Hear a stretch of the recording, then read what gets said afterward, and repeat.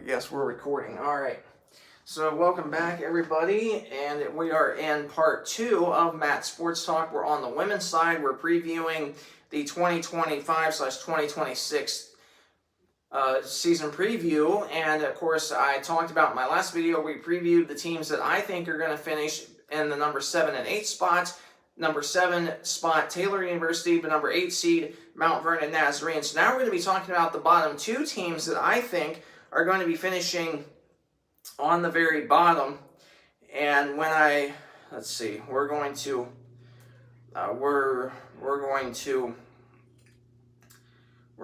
talk about the team that I think will finish in that number 9 spot, and that is going to be the Bethel University Lady Pilots. I predict they are going to finish in that number 9 spot. And real quick, let me go back to, I shouldn't have, let's see, we're going to go back to the Crossroads League. Now, regarding the Bethel Lady Pilots, this was a team, they struggled last year, and they finished in that number 7 spot. However, they weren't your typical number 7 seed last year.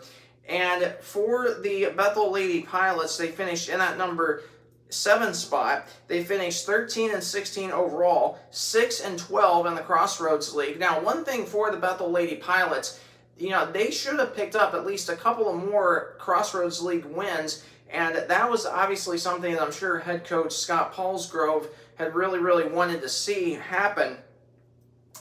But they did have a lot of talent, and so looking at their and again, now after this, we're gonna be looking at the next team that I think will finish in that number 10 spot. But for the sake of this video, I believe the Bethel Lady Pilots are going to finish in that number 9 spot. I just think that now they did lose a couple of key players. Of course, they lost Ella Foster, who played really well last year for the Pilots. She hit some big threes and as well. And looking at their roster, once I find it here real quick. Now, for the Bethel University Lady Pilots, we will see that they did lose, Ella Foster. Now, their official roster this year, they have Hannah Ruddle is returning. She's number 1. Marshall is, and I don't obviously know the first names just by looking at this, but the last name, a girl by the last name of Marshall, is going to be number 2. Faith Fleetwood going to be returning number 3. Mariah Claywell is going to be really, I think, the biggest returner for this Lady Pilots offense, number 4 senior. And now for Claywell, she by far, I think, was the best player for the Lady Pilots last season, where she hit some really tough shots at key times. Now, obviously, for Bethel, they really struggled last year in terms of turnovers. They averaged 19 turnovers per game last year, and whenever a team averages per near 20 turnovers a game, odds are you're not going to do very well in terms of winning games. So, based on that, now looking at their other list of rosters, a girl by the last name of I'm not sure how that's pronounced. Nui, number 5. Gracie Lambs returning number 11. Scales returning number 12. Olivia Nickerson, Saltmore, returning number 15. Nickerson was the other young lady that played extremely well for the Pilots last year, and she hit a ton of 3-pointers in non-conference games. And during non-conference last year, I really thought, last year might have been the year that Bethel was going to make some noise in the Crossroads League, and once they got to conference play, that kind of took those chances away. But nonetheless, obviously it's the Crossroads League. It's a super competitive conference. Anybody can beat anybody on any given day. Nothing's guaranteed, of course. But I just think that with losing a couple of players from last year and really lacking size, especially down low in the paint, I think that Bethel will finish just out of a playoff spot this year and finish 9th. And then looking at the rest of their players' last names only, Metzger, number 21, Williams, number 22, Smith, number 24, Gaskins, number 25, Stilley, number 30, and Wilhite, number 33. So that is your Bethel University Lady Pilots roster for next year. So again, that's who I think will finish in that number 9 spot. Now looking at next, the team that I think is going to finish in dead last, and that is going to be the Goshen College Lady Maple Leafs. Now looking at their roster, now again, please take this with a grain of salt. Obviously, you know, they don't have their full schedule up yet, but looking at their full roster for this year, or at least what's currently posted, and looking at their roster, and obviously for the Lady Maple Leafs, yeah, they had a first-year head coach last year, Tyra Carver, take over for longtime head coach Stephanie Miller, who went on to be an assistant coach at NCAA Division I Bradley University over by Peoria, Illinois.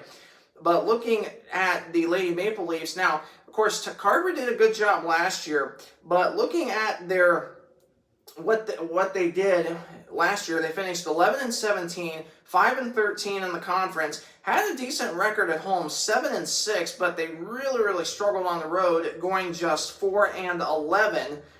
And obviously for them, they lost a lot of key players. Of course, they lost Cyan Mohammed, who was a 6'3" center who was one of the rebounding leaders in the Crossroads League, and obviously having that big 6'3" frame, that's what's obviously going to make a big difference. But they also lost a couple of their leading scorers that also graduated, Ava Licklider, and most notably Zion Neat.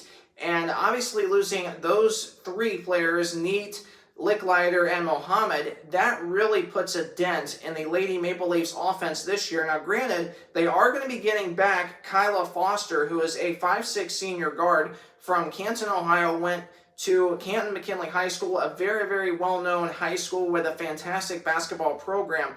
Now, the one thing for the Lady Maple Leafs is, now obviously getting Foster back, that's huge, because last year she was hurt all season long due to an injury.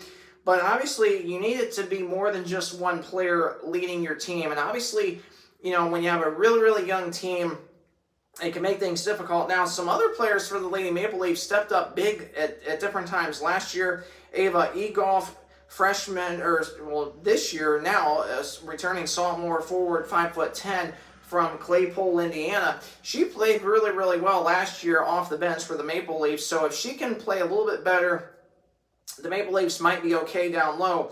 But looking at the rest of their roster, a 5'4" freshman guard, number 1, Paulacia Izam from Michigan City, Indiana. Returning senior, 5'7" guard, Sullivan, Illinois, Lillian Knoll. Freshman guard, 5'8", Zian Finezi from Fort Wayne, Indiana. And then, of course, I just mentioned Egolf a minute ago. I mentioned Foster a minute ago.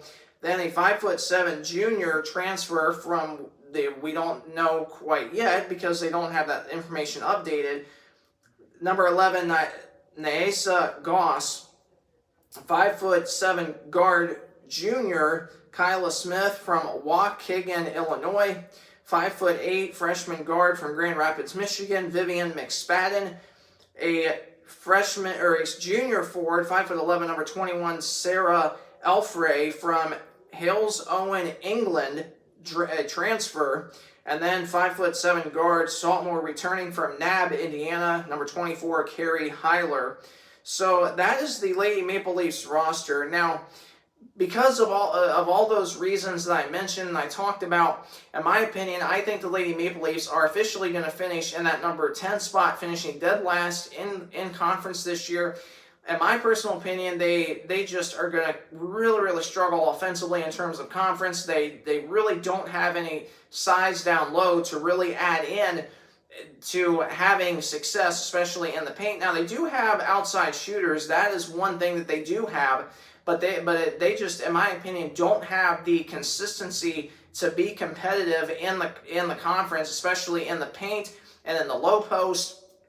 So that's why I have them officially finishing dead last in that number 10 spot in the Crossroads League. Now looking at the team, now this is going to be the end of this video. Let me see what I'm up to. Okay, I'm at 9 minutes. So actually I'm going to I'm going to pause this video because in the next video, I'm going to be talking about the teams that I think are going to finish in that number 4, 5, and 6 spot, starting with the team that I think will finish in that number 6 spot. So make sure that you stay tuned for that. That is going to be forthcoming in the next video. So if you did enjoy this video, please either like, comment, or subscribe. Any one of those options helps me out greatly. And again, when we get done previewing all the women's side of things for the teams that I think are going to finish between 10th and 1st, that's the order that I'm going to go in, bottom to top. Again, once we finish with the women's side, we're going to go to the men's side. And so obviously you don't want to miss any of this. This is going to be really, really good, and it's going to be in several different parts. And obviously it's probably going to take quite some time to upload, so hopefully it doesn't take that long to upload. I don't know if I'm going to be able to get all of my videos uploaded to my channel today or not. Maybe I might just have to do the women's videos and just depending, hopefully some of the men's videos as well. But again, I don't know if I'm going to be able to get every single video done today. Of course, I have about roughly about a little more than 3.5 hours to get all this done. So again, I don't know if I'm going to be able to do that or not. But definitely stay tuned to my channel, and please subscribe so you are the first to be notified when I upload all these episodes of these official season previews. Thanks so much for watching, and have a blessed day.